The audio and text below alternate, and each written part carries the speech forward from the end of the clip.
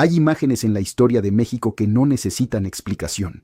Están grabadas en la memoria colectiva con la fuerza de una cicatriz que nunca cierra del todo.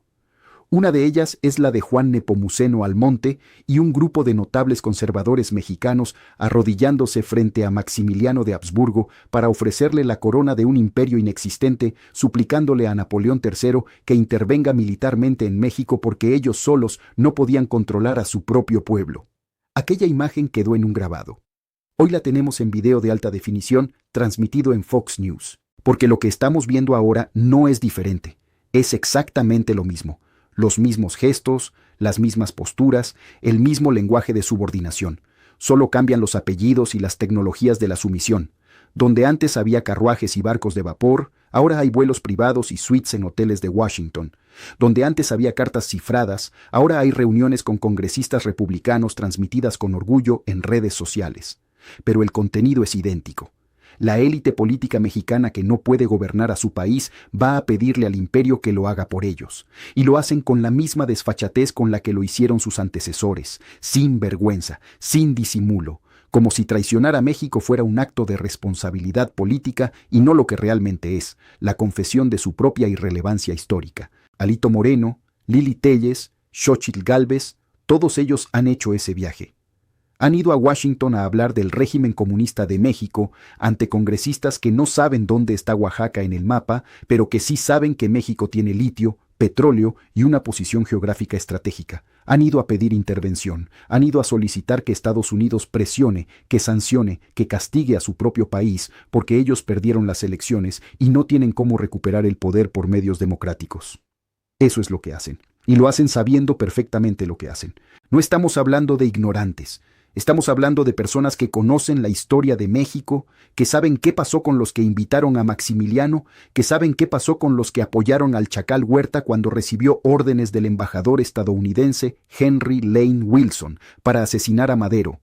Lo saben, y aún así lo hacen, porque para ellos la soberanía nacional es un estorbo, un obstáculo para sus intereses personales y de clase.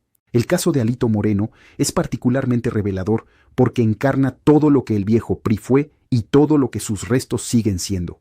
Un proyecto político construido sobre la corrupción, el autoritarismo y la subordinación estratégica a Washington. Alito tiene causas penales en Campeche. Tenía mansiones con Lamborghinis y McLarens que ningún salario de funcionario público podría pagar. Llegó a golpearse con Noroña en el Senado de la República. Y ahora lidera un partido que está perdiendo 500,000 militantes cada año, según datos oficiales del INE. Cada minuto, el PRI pierde 2 afiliados. Y mientras su partido se desintegra, mientras la estructura que sostuvo al régimen durante 70 años colapsa bajo el peso de su propia podredumbre, Alito no tiene otra estrategia que ir a Washington a pedir ayuda, porque ya no puede gobernar México, porque su partido ya no representa a nadie, porque la única manera que tiene de mantenerse relevante es convertirse en el gestor de los intereses estadounidenses en territorio mexicano, y lo hace usando el lenguaje del fascismo, porque eso es lo que es. Cuando Alito me llama rata inmunda, está usando exactamente el mismo lenguaje que los nazis usaban para referirse a los judíos. La deshumanización del adversario político es el primer paso hacia la violencia física. Conviertes al otro en algo menos que humano para que cuando alguien lo agreda, cuando alguien lo mate, la sociedad no sienta que están matando a una persona, sino a una cosa, a un animal, a una plaga que había que exterminar. Ese lenguaje no es casual, es deliberado. Forma parte de una estrategia de comunicación que la ultraderecha global ha perfeccionado en los últimos años y que en México tiene ejecutores muy entusiastas. El objetivo no es debatir ideas. El objetivo es eliminar al enemigo, física o simbólicamente, pero eliminarlo, y cuando no pueden hacerlo porque perdieron las elecciones y no tienen fuerza política, van a Washington a pedirle al imperio que lo haga por ellos. Hay que decir las cosas por su nombre. Lo que estos políticos hacen cuando van a Washington y hablan de régimen comunista en México, cuando piden sanciones contra su propio país, cuando solicitan que se presione al gobierno mexicano para que deje de apoyar a Cuba, lo que están haciendo es traición. No es una palabra fuerte, es la palabra exacta, porque están trabajando activamente para que una potencia extranjera intervenga en los asuntos internos de México. Y lo hacen mientras México vive el momento de mayor libertad de expresión de su historia, porque esa es la paradoja obscena de todo esto. Estos personajes que van a Washington a denunciar un supuesto régimen autoritario en México tienen la libertad total para hacerlo. Tienen acceso a todos los medios de comunicación. Tienen recursos ilimitados para sus campañas de desinformación. Tienen la protección de las instituciones democráticas que tanto critican. Y usan esa libertad para conspirar contra el país que les da esa libertad. El tema de Cuba es particularmente ilustrativo de la hipocresía y del oportunismo político de esta gente. Durante décadas el PRI mantuvo relaciones con Cuba. Carlos Salinas de Gortari se reunía con Fidel Castro con la mediación de García Márquez. Enrique Peña Nieto visitó la isla. Hay fotos de un Alito Moreno joven posando con Fidel, pero ahora que están en la oposición y que necesitan congraciarse con la ultraderecha estadounidense, resulta que México no debe apoyar a Cuba. Resulta que enviar petróleo y ayuda humanitaria a un país sometido a un bloqueo criminal de más de 60 años es inaceptable. ¿Por qué? Porque Washington lo ordena. Porque los congresistas republicanos con los que se reúnen en el Capitolio les dicen que esa es la línea y ellos la repiten como autómatas, sin pensar, sin analizar, sin considerar que México tiene principios de política exterior que lo han definido durante décadas y que no pueden abandonarse porque a Alito Moreno le convenga quedar bien con sus patrones del norte. El principio de autodeterminación de los pueblos no es una frase bonita para ponerla en discursos oficiales. Es un principio fundacional de la política exterior mexicana que dice algo muy simple. Todos los pueblos del mundo tienen el derecho inalienable a decidir por sí mismos su destino sin interferencia externa. México defendió ese principio cuando el mundo entero reconocía al gobierno de Franco en España y México seguía reconociendo a la República. México defendió ese principio cuando Chile sufría la dictadura de Pinochet. México defendió ese principio cuando Nicaragua estaba bajo ataque de los contras financiados por Reagan.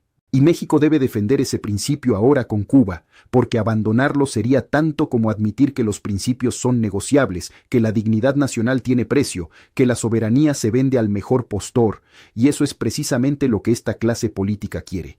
Quieren que México se convierta en lo que ellos ya son, un país sin principios, sin dignidad, sin soberanía, completamente subordinado a los intereses de Washington. Pero hay algo que esta gente no entiende o que finge no entender. México ya no es ese país. La transformación que empezó en 2018 y que continúa con la presidenta Claudia Sheinbaum no es solamente un cambio de gobierno. Es un cambio civilizatorio. Es la recuperación de la dignidad nacional. Es la reconstrucción de un proyecto de país que pone en el centro al pueblo y no a las élites. Es el fin de un modelo político que durante décadas funcionó para beneficio de unos pocos a costa del sufrimiento de millones.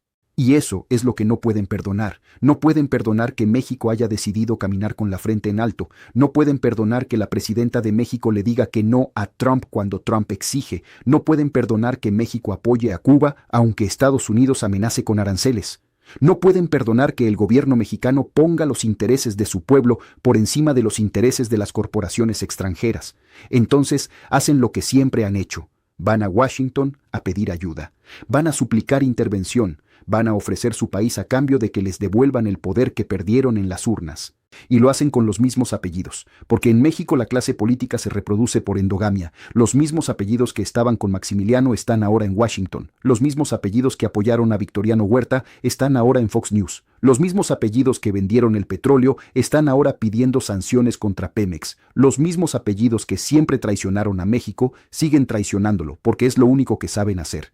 Pero hay una diferencia fundamental entre ahora y entonces. Cuando Juan Nepomuceno Almonte fue a Europa a buscar un emperador para México, el pueblo mexicano no tenía voz, no tenía voto, no tenía manera de expresar su rechazo a esa traición más allá de la resistencia armada que finalmente terminó fusilando a Maximiliano en el Cerro de las Campanas. Hoy el pueblo mexicano tiene voz, tiene voto, tiene instituciones democráticas que funcionan.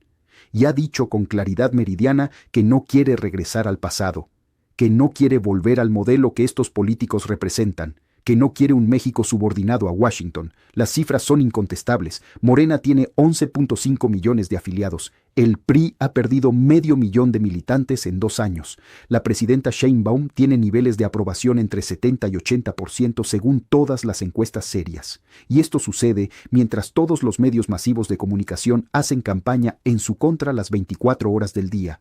Esa es la realidad que Alito Moreno y sus cómplices no pueden aceptar.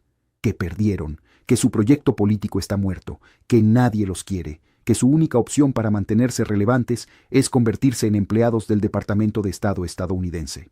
Déjenme decir algo que debe quedar muy claro.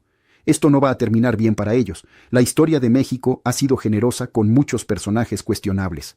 Ha perdonado errores, ha permitido segundas oportunidades, ha construido consensos amplios que incluían a gente que había estado del lado equivocado en momentos cruciales. Pero hay una línea que cuando se cruza no hay regreso, y esa línea es la traición a la patria. Los que van a Washington a pedir intervención extranjera contra su propio país están cruzando esa línea, y la historia los va a juzgar con la misma dureza con la que juzgó a los que invitaron a Maximiliano. Sus nombres van a quedar asociados para siempre con la palabra traidor. Sus apellidos van a cargar ese estigma durante generaciones. Y ningún cargo, ningún dinero, ningún reconocimiento de Washington va a poder borrar eso. México está viviendo un momento histórico. Un momento en el que finalmente un gobierno pone los intereses del pueblo por encima de todo lo demás. Un momento en el que la soberanía nacional no es retórica sino política de Estado. Un momento en el que la dignidad recuperada se defiende aunque cueste. Y del otro lado están ellos, los herederos de Maximiliano, los nietos de Victoriano Huerta, los que siempre han creído que México no puede gobernarse a sí mismo, los que siempre han pensado que la única manera de sacar al país adelante es entregárselo a Estados Unidos. La historia ya dictó sentencia sobre esa posición y la sentencia fue fusilamiento en el Cerro de las Campanas.